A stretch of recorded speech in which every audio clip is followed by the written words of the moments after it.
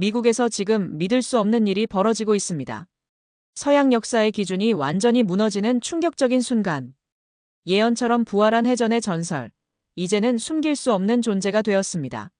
미국 군사학교들이 앞다투어 이 동양의 장군을 가르치기 시작했고, 하버드와 MIT는 그의 이름으로 역사 교과서를 다시 쓰고 있습니다. 어떻게 이런 일이 가능할까요? 그 중심엔 한 명의 외국인과 한 권의 만화가 있습니다. 지금부터 그 놀라운 이야기를 함께 보시죠. 그 전에 잠깐 1초 만에 누를 수 있는 좋아요 버튼을 꾹 눌러주시면 영상 제작에 아주 큰 힘이 됩니다. 그럼 바로 시작하겠습니다. 저는 그날의 우연이 제 인생을 완전히 바꿀 줄 몰랐습니다. 시카고 북페어의 마지막 날이었죠. 취재를 마치고 돌아가려던 순간 작은 부스에서 빛나는 표지 한 권이 제 눈에 들어왔어요. 바다를 지배한 영웅 이순신 장군의 전설이라는 제목이었습니다. 이게 뭐죠? 궁금해서 물었습니다. 부스 주인은 웃으며 대답했어요. 한국의 역사적 영웅에 관한 만화입니다. 실화를 바탕으로 했죠. 실화라는 말에 일단 집어들었습니다. 평소 역사에 관심이 많았거든요. 호텔로 돌아와 책을 펼치자마자 저는 그 이야기에 완전히 매료됐습니다. 단 한 번의 휴식도 없이 책을 다 읽었어요. 처음엔 꾸며낸 이야기라고 생각했죠. 거북선이라는 철갑선, 수백 척의 함대를 단 12척으로 무찌른 영웅, 그리고 심지어 죽는 순간까지 전투를 지휘했다니요. 정말 실화일까? 의심이 들었습니다. 침대에 누운 채 스마트폰으로 검색을 시작했죠. 그러자 놀라운 사실들이 쏟아져 나왔습니다. 이순신은 단순한 만화 속 영웅이 아니라 실존했던 역사적 인물이었고 23전 23승이라는 불패 신화를 가진 해군 제독이었어요. 만화보다 더욱 드라마틱한 실제 이야기에 저는 밤새 잠을 이루지 못했습니다. 다음 날 아침 눈이 퀭한 채로 동료 기자 마이클에게 전화했어요.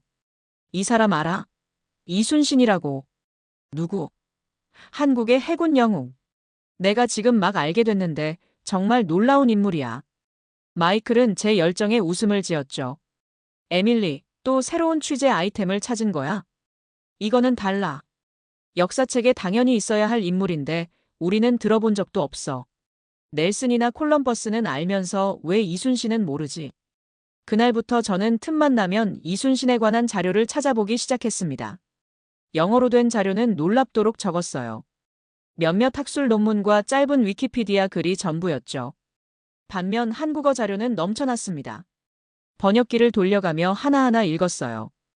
임진왜란, 칠천량 해전, 명량 해전. 처음 듣는 이름들이었지만 그 안에 담긴 이야기는 할리우드 영화보다 훨씬 극적이었어요. 왜 서양 역사책에는 이런 영웅이 없을까? 의문이 들었습니다. 마치 퍼즐을 맞추듯 자료들을 모았어요. 컴퓨터 화면 가득 이순신의 초상화와 거북선 모형, 전투 지도들이 열려 있었죠. 회사 동료들은 제 책상을 지나며 웃었습니다. 에밀리가 또 무슨 프로젝트에 빠졌나 했더니 이번엔 동양 무사야. 하지만 저는 그들의 농담도 들리지 않을 정도로 몰입해 있었어요. 이순신은 단순한 무사가 아니었습니다. 뛰어난 전략가, 발명가, 시인, 그리고 충직한 애국자였죠. 제가 알던 어느 역사적 인물보다 더 복합적이고 매력적인 존재였습니다. 밤마다 난중일기 영어 번역본을 읽으며 400년 전 바다 위에서 싸운 한 인간의 고뇌와 용기를 느꼈어요. 저는 그때 결심했습니다. 이 이야기를 세계에 알려야겠다고요. 한 권의 만화책이 저에게 준 충격과 감동을 다른 사람들도 느낄 수 있도록 말이죠. 왜 미국은 이런 영웅을 몰랐을까? 이 질문이 저를 끊임없이 괴롭혔습니다. 미국인으로서 세계사를 공부했다고 생각했는데 이순신 같은 인물을 모른다는 건 분명 우리 교육의 한계였죠. 이 의문은 곧 저에게 사명감을 심어주었어요. 사무실에서 편집장 스티브를 찾아갔습니다. 이순신에 관한 다큐멘터리를 제작하고 싶다고 제안했죠. 한국 장군? 에밀리, 시청자들이 관심 있을까? 스티브의 표정은 회의적이었어요. 관심 가질 겁니다. 이건 단순한 전쟁 영웅 이야기가 아니에요. 인간의 의지와 신념, 그리고 헌신에 관한 이야기죠. 게다가 요즘 한류 열풍이잖아요. 이순신은 그 뿌리를 보여줄 수 있는 완벽한 소재입니다. 설득력 있게 말했지만 사실 저 자신도 확신이 없었어요. 그래도 다행히 스티브는 예산은 적지만 일단 기획안을 발전시켜보라고 허락했습니다. 그날 밤 이순신 관련 모든 콘텐츠를 분석했어요. 영화, 드라마, 다큐, 게임까지. 한국에서 이순신은 단순한 역사적 인물이 아닌 문화적 아이콘이었습니다. 저는 이 모든 콘텐츠가 어떻게 서양인들에게 다가갈 수 있을지 고민했죠. 서양의 관점에서 본 이순신이라는 주제로 기획안을 작성했습니다. 다음 날 아침 한국문화체육관광부에 인터뷰와 촬영 협조 이메일을 보냈어요. 솔직히 답장이 올 거라는 기대는 크지 않았죠. 그런데 놀랍게도 불과 몇 시간 만에 회신이 왔습니다. 스코님의 프로젝트에 큰 관심이 있습니다. 저희가 적극 지원하겠습니다.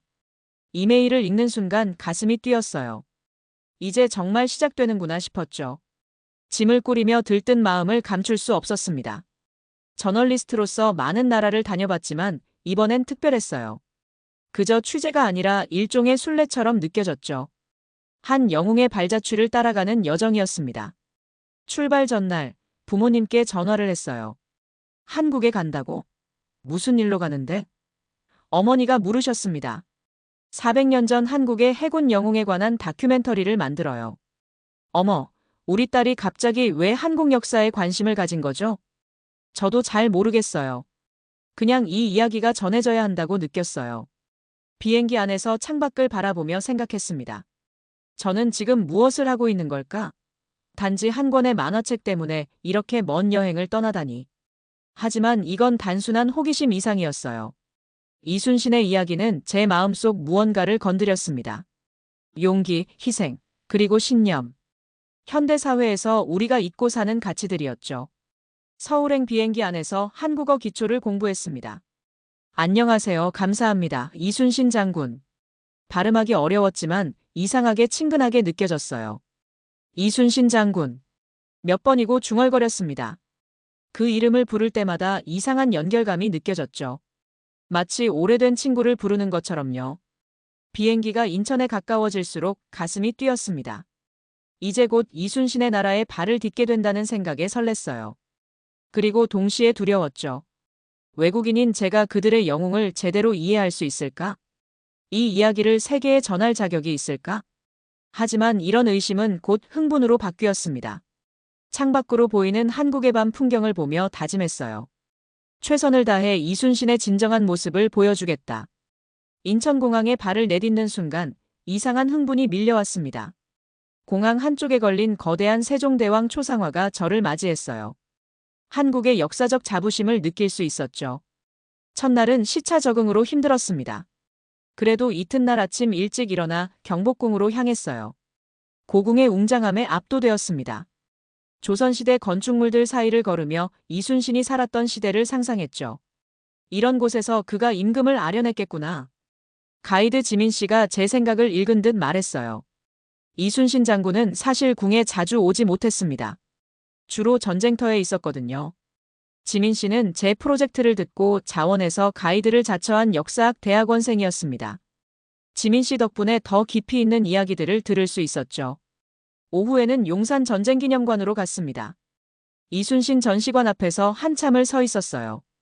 거북선 모형과 전투지도 그리고 유물들. 만화책에서 본 이미지들이 실제로 눈앞에 있다니 믿기지 않았습니다. 이게 진짜 그분의 칼인가요? 유리관 안에 검을 가리키며 물었어요. 목제품입니다. 하지만 원본과 똑같이 만들었죠. 그날 저녁 호텔방에서 불멸의 이순신 드라마를 시청했습니다. 영어 자막이 있어 다행이었죠. 첫 회부터 눈물이 났어요. 이순신의 어린 시절부터 시작되는 이야기가 너무 인간적이었습니다. 장군이기 전에 한 인간으로서의 고뇌와 성장이 생생하게 그려졌죠. 다음 날은 한국해양대학 박창기 교수와의 인터뷰가 예정되어 있었습니다. 박 교수는 이순신 연구의 권위자였어요. 스콧 씨, 왜 이순신에 관심을 갖게 되었나요? 첫 질문이었습니다. 만화책을 통해 알게 되었어요. 그런데 더 찾아볼수록 놀라웠습니다.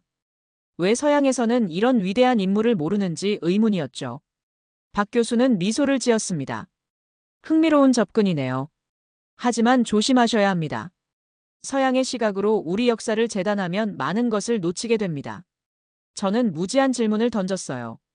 이순신은 동아시아의 넬슨 같은 존재인가요? 박 교수의 표정이 굳어졌습니다. 그런 비교는 적절하지 않습니다.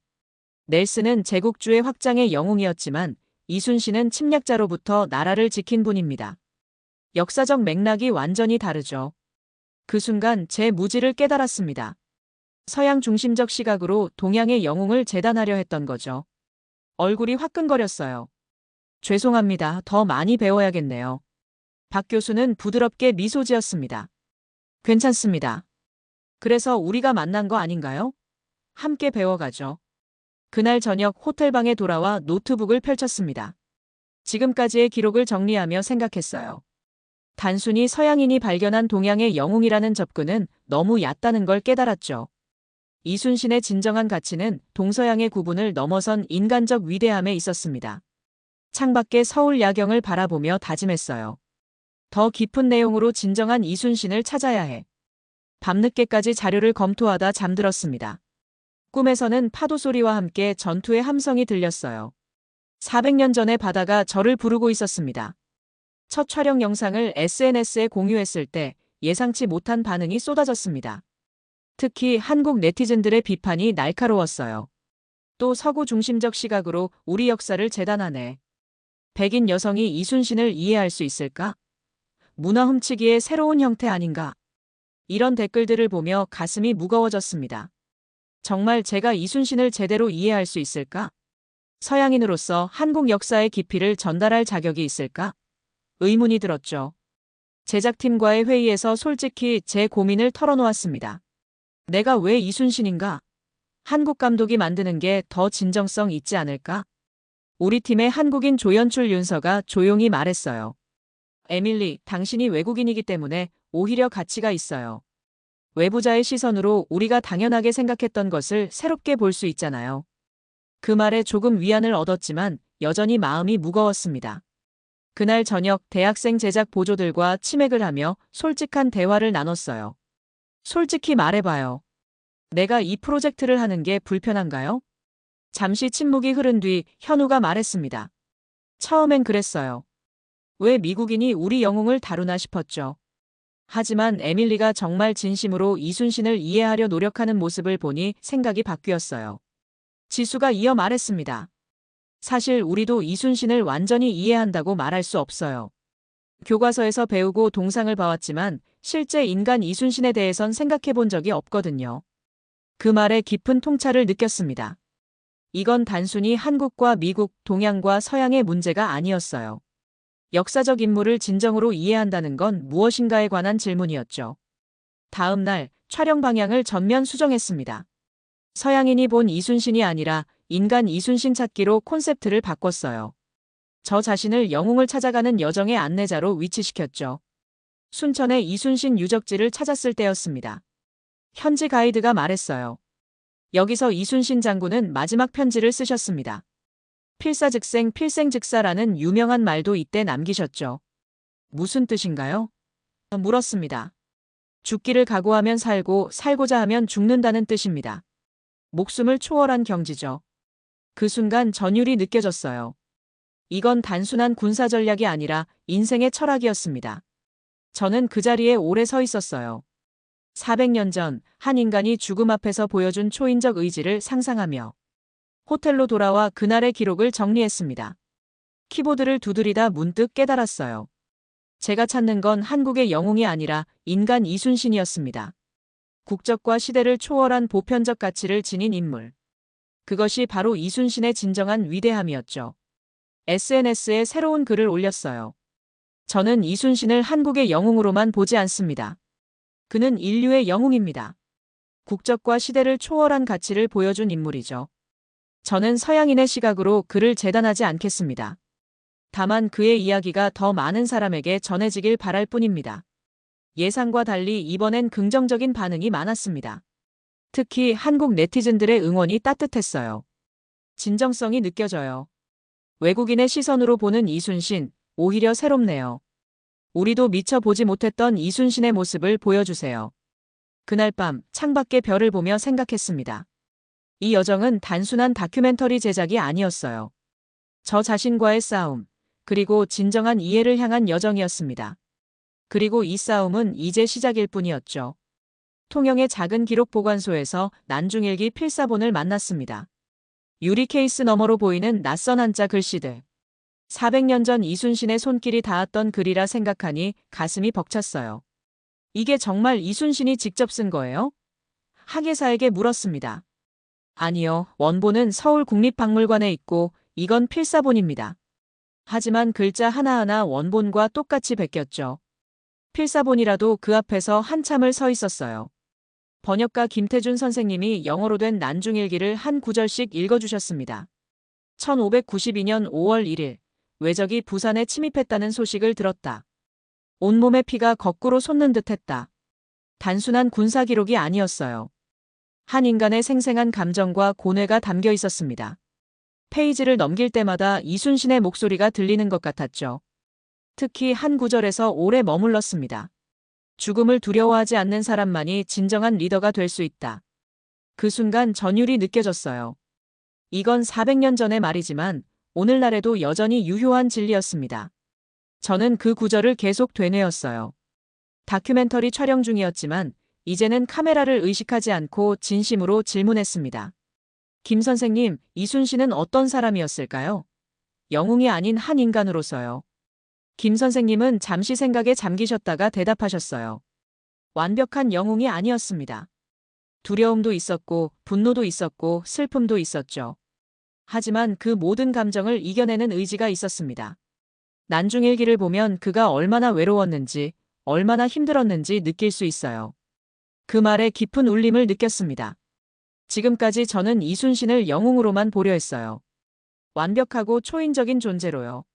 하지만 진정한 이순신은 두려움과 고통을 느끼면서도 그것을 이겨낸 인간이었습니다. 저는 이순신을 히어로가 아닌 인간으로 그리고 싶어요. 결심을 말했습니다. 카메라맨 데이브가 미소를 지었어요. 그게 바로 우리가 찾던 방향이야. 그날 밤 숙소에서 촬영 영상을 검토하며 새로운 구성안을 작성했습니다. 신화 속의 영웅이 아닌 인간 이순신에 초점을 맞추기로 했어요. 그의 두려움, 고뇌, 그리고 그것을 이겨낸 초인적 의지. 그것이 진정한 이순신의 모습이었습니다. 다음 날 충무공 묘소를 찾았어요. 조용한 언덕 위에 자리한 소박한 무덤 앞에서 오래 서 있었습니다. 카메라는 꺼둔 채로요. 그저 한 인간으로서 이순신을 만나고 싶었거든요. 이순신 장군, 저는 당신의 이야기를 세계에 전하고 싶습니다. 영웅이 아닌 인간으로서의 당신을 보여주고 싶어요. 바람이 불었고 주변의 소나무가 살랑거렸습니다. 마치 이순신이 대답하는 것 같았어요. 촬영팀에 합류하며 말했습니다. 이제 알겠어요. 이순신은 초인적 영웅이 아니라 초인적 선택을 한 인간이었어요. 그 차이가 중요합니다. 그날 저녁 숙소로 돌아와 노트북을 펼쳤습니다. 난중일기의 구절들을 하나하나 적으며 이순신의 내면 여정을 추적했어요. 승리의 순간보다 좌절의 순간에서 더 큰 울림을 느꼈습니다. 가족을 그리워하는 구절들, 부하의 죽음을 애도하는 부분들, 그리고 자신의 죽음을 예감하면서도 의연했던 마지막 기록들. 이것이 진짜 이순신이다. 화면을 보며 중얼거렸습니다. 다음 날 아침 프로듀서 마이크에게 전화했어요. 마이크, 방향을 완전히 바꾸고 싶어요. 또, 에밀리, 이제 중간 지점인데. 하지만 이게 맞아요. 우리가 찾던 진짜 이야기예요. 새로운 구성은 이순신의 군사적 업적보다 그의 내면 여정에 초점을 맞췄습니다. 난중일기를 중심으로 한 인간이 어떻게 역사적 순간에 위대한 선택을 했는지 보여주는 방식이었죠. 역사학자들과의 인터뷰도 다시 진행했어요. 이번엔 더 깊은 질문들을 던졌습니다. 이순신은 자신이 영웅이 될 거라 생각했을까요? 두려움을 느끼지 않았을까요? 마지막 순간 무슨 생각을 했을까요? 학자들의 답변은 이전보다 훨씬 인간적이고 감동적이었습니다. 그들도 이순신을 신화 속 인물이 아닌 살아 숨쉬는 인간으로 그리는데 동참해 주셨어요. 통영의 바다에서 마지막 촬영을 했습니다. 노을이 지는 바다를 배경으로 카메라 앞에 섰어요. 400년 전 이 바다에서 한 인간이 불가능한 선택을 했습니다. 두려움을 알면서도 두려움을 넘어선 선택이었죠. 이순신은 신화 속 영웅이 아닙니다. 그는 우리처럼 피와 살을 가진 인간이었고 바로 그렇기에 더욱 위대합니다. 마지막 장면을 촬영하고 컷이 외쳐졌을 때 모두가 조용히 박수를 쳤습니다. 우리는 무언가 특별한 것을 만들어내고 있다는 느낌이 들었어요. 다큐멘터리 1차 편집본을 유튜브에 공개한 다음 날 아침, 저는 믿을 수 없는 광경을 목격했습니다.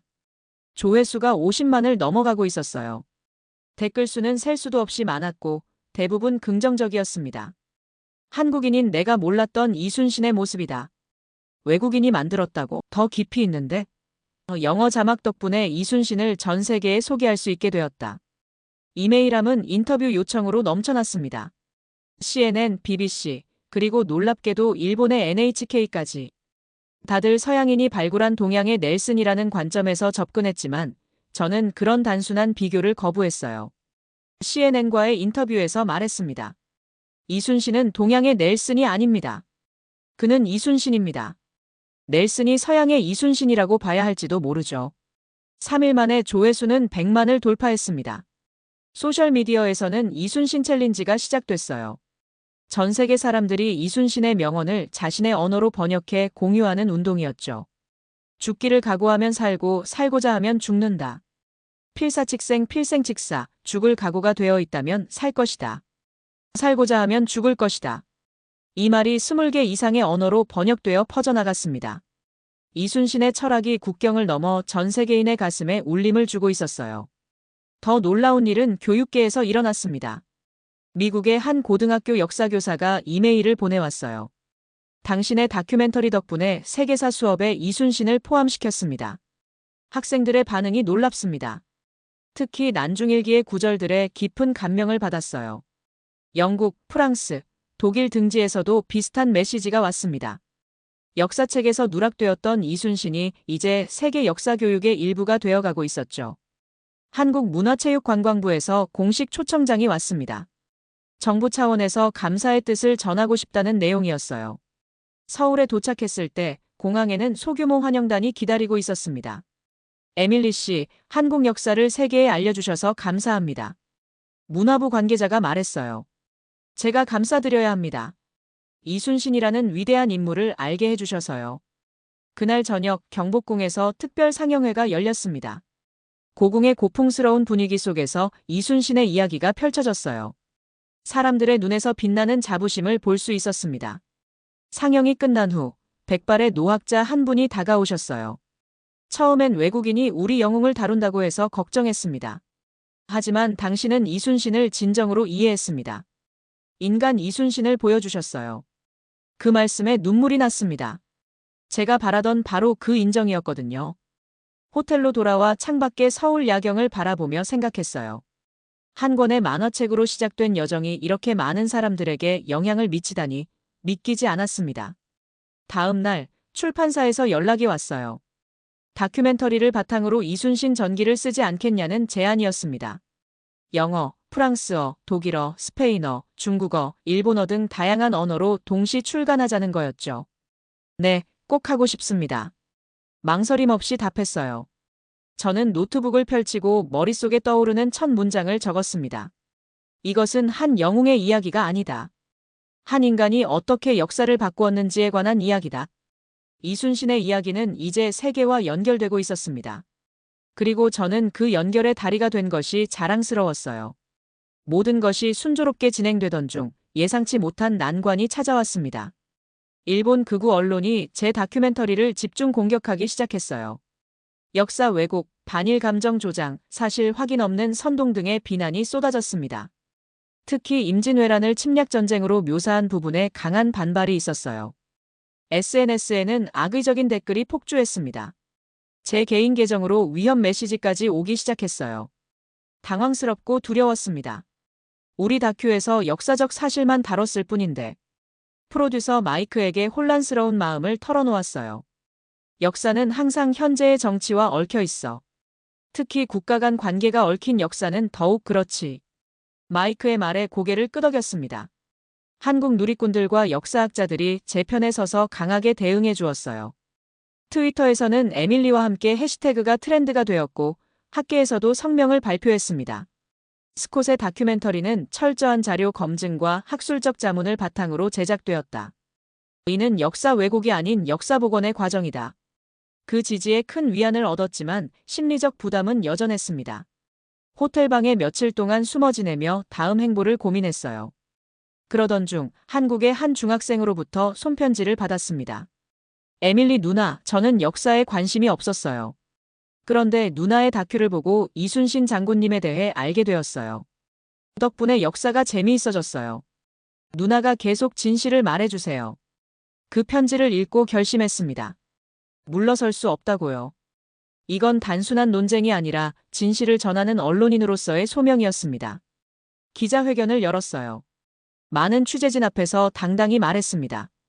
저는 한국이나 일본 어느 쪽에도 치우치지 않고 역사적 진실만을 전하려 했습니다. 이순신은 한국인에게는 영웅이지만 인류 모두에게는 용기와 헌신의 상징입니다. 역사를 통해 미래를 배우는 것, 그것이 제 다큐멘터리의 목적입니다. 그 발언은 전 세계 미디어에 보도되었고 더 많은 지지를 받았습니다. 일본 내에서도 양심적인 언론과 학자들이 제 편에 서주었어요. 도쿄 대학의 한 역사학 교수가 공개 서한을 보내왔습니다. 스콧 씨의 다큐멘터리는 객관적 사실에 기반하고 있습니다. 과거의 불편한 진실을 직시하는 것이 미래로 나아가는 길입니다. 논쟁은 더 큰 관심을 불러일으켰고 결과적으로 더 많은 사람들이 다큐멘터리를 찾아보았습니다. 역설적이게도 비난이 오히려 이순신의 이야기를 세계에 알리는 데 도움이 되었어요. 한 달 후 유네스코에서 연락이 왔습니다. 난중일기를 세계기록유산으로 등재하는 과정에 제 다큐멘터리가 중요한 참고자료가 되었다는 소식이었어요. 당신의 작업 덕분에 이순신의 가치가 국제적으로 더 잘 인식되었습니다. 그 말을 들었을 때 모든 어려움이 같이 있었다고 느꼈습니다. 진실을 전하기 위한 투쟁, 그것이 언론인으로서 제가 할 수 있는 가장 중요한 일이었어요. 서울의 한 대학에서 특강 요청을 받았습니다. 강의실은 학생들로 가득 찼어요. 그들의 열정적인 눈빛을 보며 말했습니다. 이순신은 한국의 영웅이지만 그의 가치는 국경을 초월합니다. 진실, 용기, 책임감. 이것은 어느 나라, 어느 시대에나 필요한 가치죠. 저는 단지 그 이야기를 전하고 싶었을 뿐입니다. 강의가 끝난 후 한 학생이 다가와 물었어요. 왜 이런 어려움 속에서도 포기하지 않았나요? 잠시 생각한 뒤 대답했습니다. 이순신이 포기하지 않았으니까요. 저보다 훨씬 어려운 상황에서도 그는 끝까지 싸웠습니다. 제가 어떻게 포기할 수 있겠어요? 다큐멘터리는 세계 여러 영화제에서 호평을 받았고 예상치 못한 수익이 발생했습니다. 어떻게 사용할지 고민하던 중 아이디어가 떠올랐어요. 이 돈으로 무엇을 할까요? 마이크가 물었습니다. 한국 역사 콘텐츠 장학재단을 설립하고 싶어요. 이순신처럼 세계가 알아야 할 이야기들이 더 많을 테니까요. 그렇게 글로벌 히스토리 브릿지 재단이 설립되었습니다. 전 세계 젊은이들이 자국의 역사를 국제적 시각으로 소개할 수 있도록 지원하는 프로그램이었어요. 첫 해에만 30개국에서 지원자가 몰려왔습니다. 한국과의 인연은 더욱 깊어졌어요. 서울대학교에서 객원교수 제의가 왔고 6개월간 강의를 하게 되었습니다. 강의실에서 학생들과 만날 때마다 이순신이 제 인생에 가져온 변화에 감사했어요. 어느 날 변호사가 연락해 왔습니다. 한국 영주권 신청에 관해 상담하고 싶다고 하셨죠? 네, 진지하게 고려하고 있어요. 놀랍게도 저는 한국에 뿌리를 내리고 싶다는 생각을 하고 있었습니다. 처음엔 취재로 왔지만 이제는 제2의 고향처럼 느껴졌어요. 이순신의 나라, 이순신의 정신이 살아있는 곳에서 더 많은 이야기를 발굴하고 싶었습니다. 파리 역사 포럼에 초청받았을 때였어요.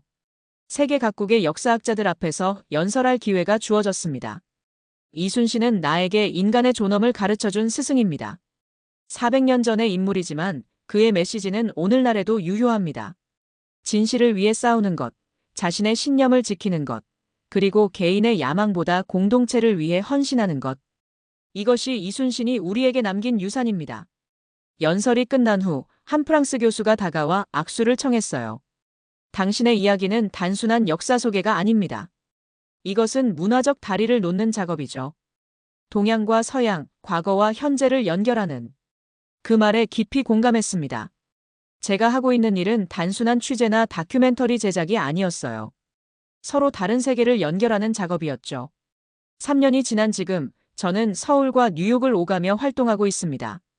글로벌 히스토리 브릿지는 세계 각국의 숨겨진 영웅들을 조명하는 시리즈를 제작 중이에요.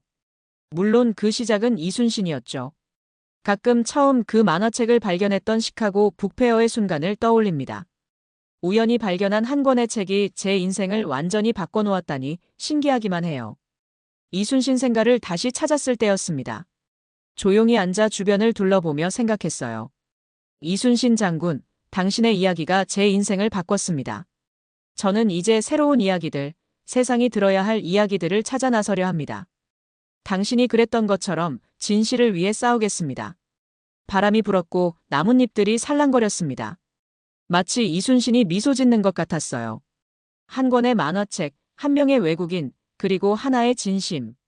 이순신 장군의 이야기는 에밀리 스콧의 인생을 바꾸었고, 그녀는 그 이야기를 세계에 다시 돌려주었습니다. 그리고 그 이야기는 지금도 계속되고 있습니다. 한 권의 만화책이 내 인생을 바꾸었고, 그 인생이 다시 세상을 조금 바꾸었습니다. 처음 이순신 장군의 이야기를 접했을 때 단지 흥미로운 역사적 발견이라고만 생각했죠. 하지만 그것은 여정의 시작에 불과했습니다. 400년 전 바다 위에서 불가능한 승리를 이뤄낸 한 인간의 이야기가 오늘날 우리에게 여전히 중요한 이유는 무엇일까요?